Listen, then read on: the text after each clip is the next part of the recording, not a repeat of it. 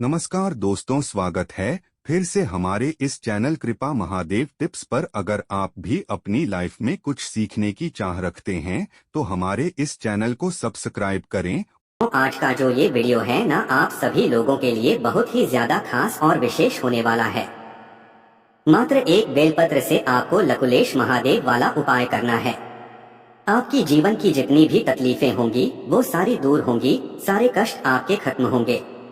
अगर आपके घर में कुछ भी अच्छा नहीं हो रहा है, घर में धन संपदा की वृद्धि नहीं हो रही है, बीमारियों ने घर बनाया हुआ है, तो एक बार लकुलेश महादेव वाला उपाय जरूर कीजिएगा।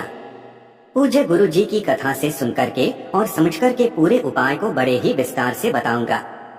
परंतु उससे पहले आप सबसे एक छोटी सी प्रार्थना की, जो लोग पहली बार आए हैं चैनल को सब्सक्राइब जरूर कीजिएगा और वीडियो को लाइक करके देवादि देव महादेव जी का कोई सा भी प्यारा नाम कमेंट बॉक्स में लिखना मत भूलिएगा।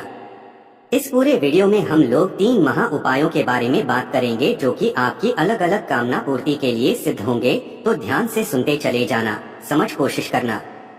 सबसे पहला वाला जो उपाय है ना, ये होगा लकुलेश महादेव वाला उपाय। किन लोगों को करना है कि अगर आपके परिवार में बीमारियां बहुत ज्यादा है, किसी भी तरीके की कोई शारीरिक बीमारी है, आप चाहते हैं कि आपके परिवार में कभी कोई बीमार ना पड़े, तो सारी बीमारियों को खत्म करने के लिए और बीमारियों से मुक्त रहने के लिए अपने घर को इस वाले उपाय को जरूर करना है। कोई भी व्यक्ति इस उपाय को कर सकता है, परिवार का मात्र एक व्यक्ति को इस उपाय को है। कब करना है, कैसे करना है, सब कुछ बताऊंगा, सुनते चले जाना, समझने की कोशिश करना।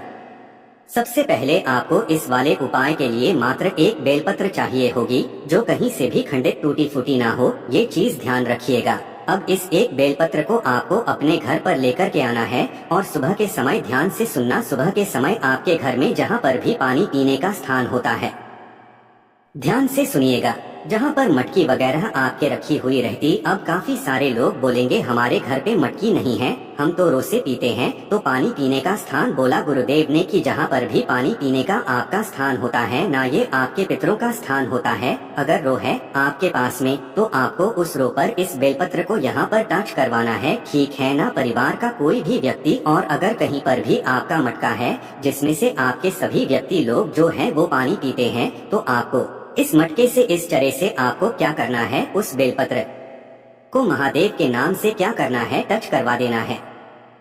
और टच करवा देने के पश्चात इस बेलपत्र को लेकर के आपको आपके पूरे घर में ओम नमः शिवाय, श्री शिवाय नमस्ते का स्मरण करते हुए आपको गोल गोल फिर जाना है।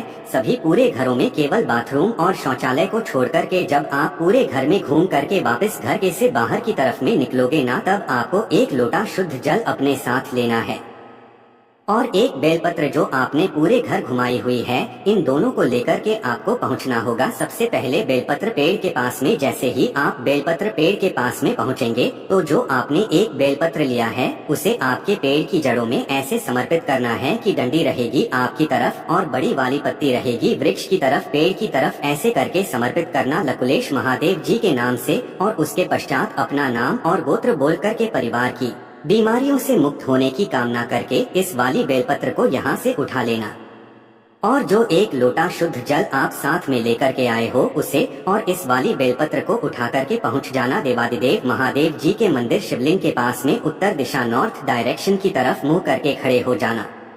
अब जो आपने देखिए उपाय करने का एक खास नियम तरीका, बीमारी के लिए जब उपाय करते हैं ना तो एक लोटा जल बाद में चढ़ाया जाता है, तो जो आपने एक बेलपत्र वहां पर रख करके उठाया है उसे शिवलिंग पर ऐसे समर्पित करना है कि जो बीच वाली पत्ती है वो रहेगी आपकी तरफ और जो डंडी रहेगी वो रहेगी जलाधारी यानी कि माता अशोक सुंदरी की तरफ। इस तरीके से समर्पित करना और एक लोटा शुद्ध जल जो आप साथ में लेकर के आए हो, देव आदि देव महादेव जी का बहुत ही प्यारा सा नाम लकुलेश महादेव जी के नाम से इसी बेलपत्र के ऊपर इस एक लोटा शुद्ध जल को समर्पित कर देना। जो भी जल बहता बहता जलाधारी से नीचे की तरफ आएगा उसे थोड़ा सा जल आपको यहाँ पर लेना है, एकत्रित है, अपने घर पर इस जल को लेकर के जाना है और घर के सभी व्यक्तियों को थोड़ा थोड़ा आचमन करा देना है।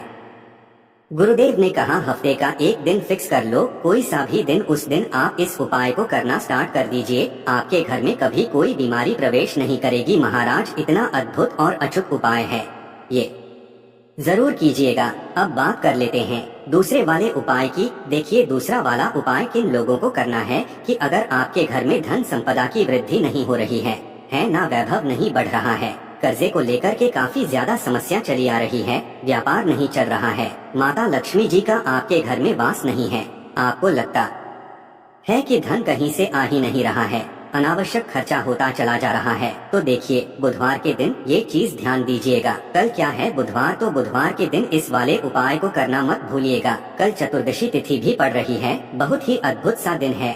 आपको क्या करना है कि बुधवार के दिन गया जो भी दान सत्कर्म पुण्य जो होता है ना, उसका संपूर्ण फल आपके खाते में जाता है। तो आप दान के तौर पर कुछ भी आखा या फिर कुछ भी अन्न जो होता है ना, वो आप अन्न ले सकते हैं, कुछ पैसे ले सकते हैं, और साथ ही साथ आपको कुछ हरी चूड़ियाँ ध्यान से रखना, हरी चूड़ियाँ जो होती है ना, ये आपको ले लेनी है। अब 2-5 तो क्या ही लोगे, एक सेट आप ले लेना, जितना भी सस्ता भी मिल जाए कोई नहीं है, एक सेट आप ले लेना। और आपके आसपास कहीं पर भी जो किन्नर होते हैं, ये चीज ध्यान रखना, जो किन्नर होते हैं ना, बुधवार के दिन आपको इन किन्नर को उस हरी चूड़ियों का दान करना है, अन्न का दान करना है, और कुछ पैसे देने हैं।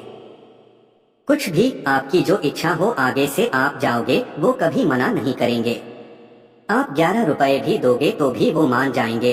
तो देने के पश्चात उनसे कुछ ना कुछ आप वापस से तौर पर मांग लेना। जब आप मांगोगे ना, तो वो कुछ अन्न के दाने दे देंगे या फिर पैसे दे देंगे। तो आपको जो भी वो 4-5 अन्न के दाने दें या पैसे दें, उन्हें ला करके आपको या तो अपने घर के मंदिर में किसी भी सुरक्षित स्थान पर रख देना, या फिर अपने घर की तिजोरी में आपको रख देना है, जहाँ पर भी आप अपना धन वगैरह रखते हैं। कहा ऐसा जाता है कि जो किन्नर होते हैं ना, ये आदि शक्ति का रूप होते हैं, इनके द्वारा दी गई जो भी वरदान होता है ना, वो पूरा फलता है। इतना अद्भुत है। आप एक बार इस उपाय को करके देखिएगा, केवल बुधवार के दिन, और फिर देखिएगा आपके घर में किस तरीके से धन संपदा की वृद्धि होती है। पूज्य गुरुजी का बहुत ही अद्भुत और अचूक उपाय है, जरूर कीजिएगा।